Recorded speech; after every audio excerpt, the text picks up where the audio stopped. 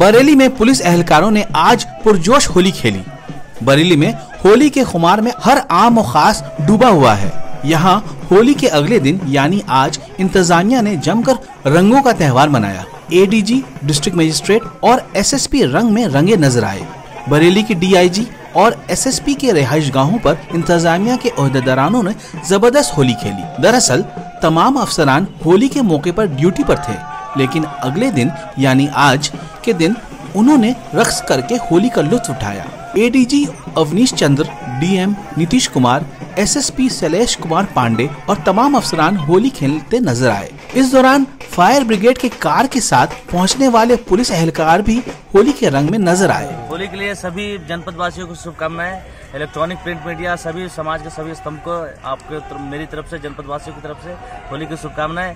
आज पुलिस विभाग होली मना रही है। सब लोगों ने शांतिपूर्ण तरीके से होली मनाया है। सबको बधाई और सबको एक बार पुनः शुभकामनाएं।